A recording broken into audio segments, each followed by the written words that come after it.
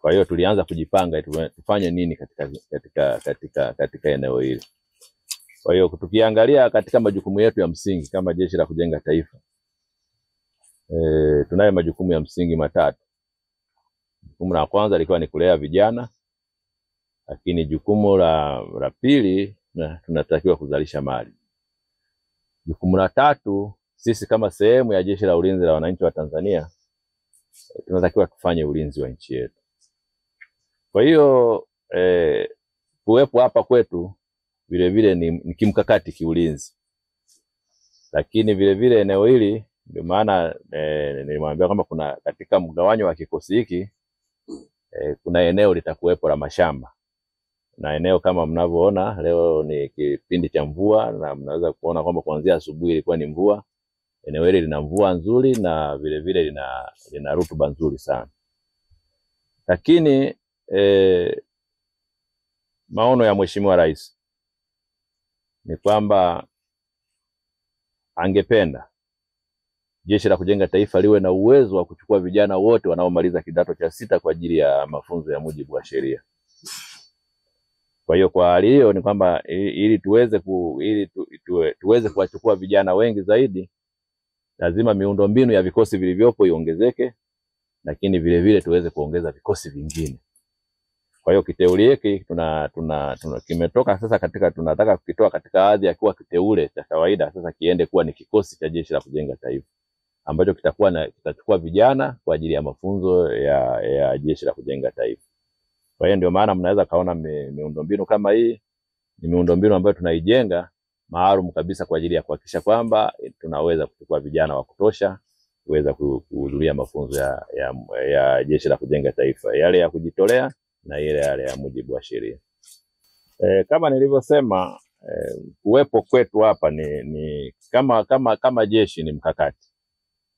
Na ukiangalia hapa eneo hili lipo karibu na mpaka wa nchi jirani, lakini vile vile ukiangalia eneo hili ni msitu mkubwa ambao unaweza kwa namna moja au nyingine ukawepo na uhalifu.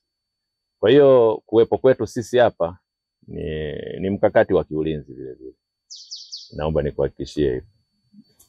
Mimi kwanza nitumie wakati huu kuishukuru sana serikali ya awamu ya 6. Tumekuwa tukipewa bajeti, tukiongezewa bajeti kwa wakati mbalimbali. Lakini hii ni mojawapo ya matokeo ya bajeti zile za kuongeza kwamba tuongeze miundombinu kwa ajili ya kuchukua vijana wengi zaidi. Kwa hiyo kwa eneo hili kwenye kikosi hiki kwa kuanzia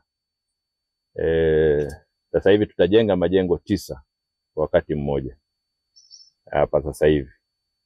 Na tuliweza kuleta pesa ambayo tuliipokea kutoka serikalini, lakini tumeweza kugawa kwenye eneo hili kwa ajili ya shughuli ya hapa shilingi bilioni 1.6, ambayo kwa sababu tunajenga sisi wenyewe,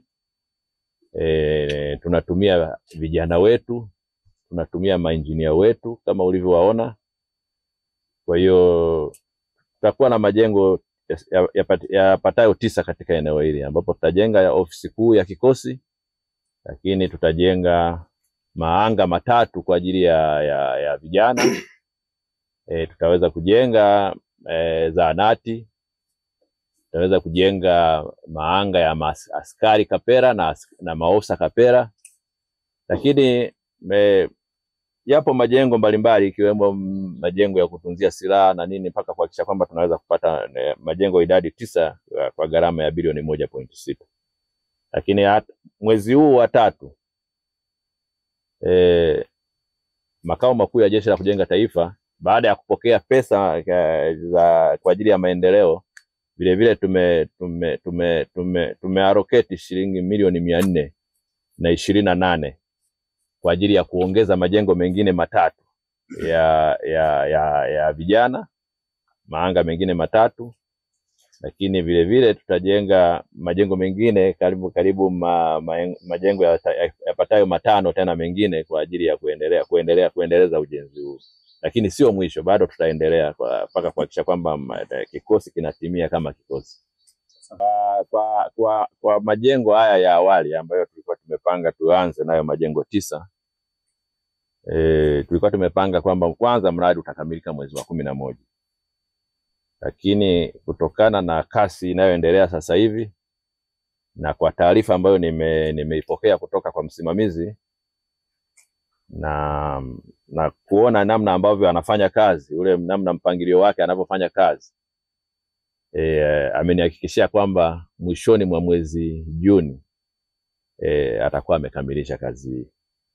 Na pamoja na kwamba kuna changamoto hizi za mvua, barabara hazipitiki, uletaji wa material ni mgumu kidogo, lakini amenihakikishia kwamba inapofika mwezi wa 6 mwishoni atakuwa amekamilisha, kwa sababu vitu vyote vya msingi, pamoja na kwamba tayari jengo linaendelea kujenga structure, lakini mabati kwa ajili ya kuwezeka tayari yameshaagizwa, vitu mbalimbali kwa ajili ya kumalizia tiles na nini zimeshaagizwa.